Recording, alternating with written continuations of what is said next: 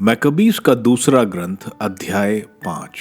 नगर पर यासोन का धावा। जब एंटियोक दूसरी बार मिस्र पर आक्रमण करने की तैयारी कर रहा था तो 40 दिन तक पूरे नगर में लोगों को दिव्य दृश्य दिखाई पड़े। सोने से कड़े वस्त्र पहने और भाले लिए घुड़सवारों के झुंड आकाश पार करते थे। पंक्तिबंद दल एक दूसरे पर टूट पड़ते थे। कितनी ढाले, कितनी बर्छे, नंगी तलवारें, उड़ते हुए बाण, सोने के चमकदार कवच और हर प्रकार के बख्तर दिखाई पड़े।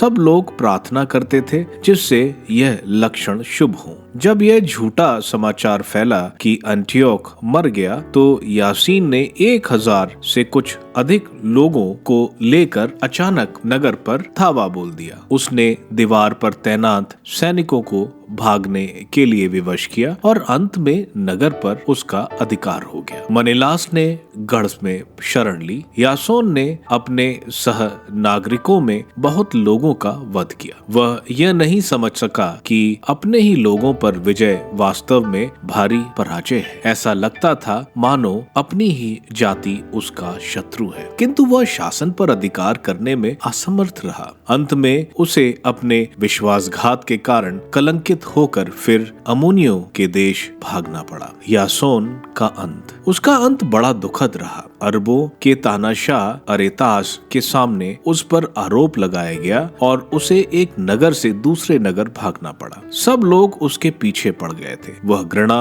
और तिरस्कार का पात्र था क्योंकि उसने विधि निषेधों का उल्लंघन और अपने देश और अपने सह नागरिकों पर अत्याचार किया था। वह मिस्र भगा दिया गया। जिस व्यक्ति ने अनेक देशों को देश से निकाला था वह सोचकर लग्दमोनी लोगों के यहाँ गया था कि वे लोग उसके संबंधी होने के कारण उसे शरण देंगे। उसने उनके लोगों को बिना दफनाए ही छोड़ दिया था। अब वह स्वयं बिना दफनाए पड़ा रहा। ना किसी ने उसके लिए शोक मनाया, ना उसे दफनाया और ना उसके पूर्वजों के समाधि स्थान में उसे जगह मिल सकी। एंटियोक द्वारा मंदिर की लूट। जब राजा को ये बातें मालूम हुई तो उसे लगा कि यहूदियों ने विद्रोह कर दिया है। वह हिंसक पशु की तरह क्रोध के आवेश में आकर मिस्र से लौट आया और उसने शासकों के बल पर नगर अपने अधिकार में कर लिया। उसने सैनिकों को आदेश दिया कि जो भी लोग मिले या घरों के ऊपरी भाग में छुपे हों, सबका निर्दयता पूर्वक वध किया जाए। नवयुवकों और वृद्धों की हत्या की गई। स्त्रियों, बच्चों, कन्याओं और दुधमुए शिशुओं का वध किया गया। 3 ही दिन में 80,000 लोग मर गए।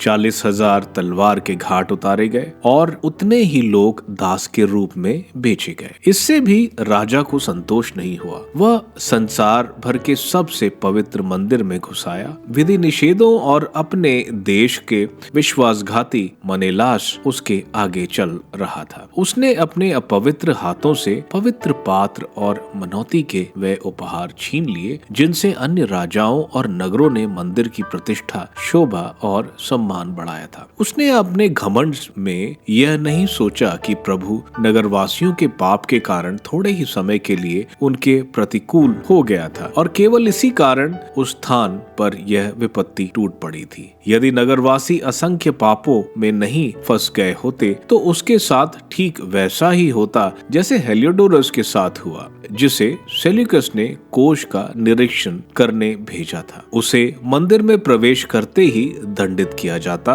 और इस प्रकार उसका दुस्साहस का कार्य रोका जाता। प्रभु ने उस स्थान के कारण अपनी प्रजा का चुनाव नहीं किया, बल्कि उसने वह स्थान अपनी प्रजा के कारण चुना है। इसलिए उस स्थान को लोगों की विपत्तियों का सहभागी बनना पड़ा, जिस तरह वह बाद में उसके सौभाग्य का भागी बनने वाला था। सर्वशक्तिमान के क्रोध के कारण अब उस स्थान का त्याग किया गया था, किंतु सर्वोच्च प्रभु के क्रोध के शांत होने के बाद उसे फिर से प्रतिष्ठा प्राप्त होने वाली थी। एंटियोक मंदिर से 1800 मन चांदी लेकर अंटाकिया लौटा। उसका अहंकार इतना बढ़ गया कि वह धरती पर नाव चलाने और समुद्र पर पैदल रास्ता बनाने की सोचने लगा। उसने प्रस्थान करने से पहले यहूदियों पर अत्याचार करने के लिए इन राज्यपालों को नियुक्त किया। यरूशलेम में फिलिप को, जो फ्रिजिया का था और जिसका दिल अपने मालिक से भी अधिक बर्बर था। गरीजियम पर अंद्रोनिकस को, इसके अतिरिक्त मनेलास को, जो इनसे भी अधिक दुष्ट था और अपने सह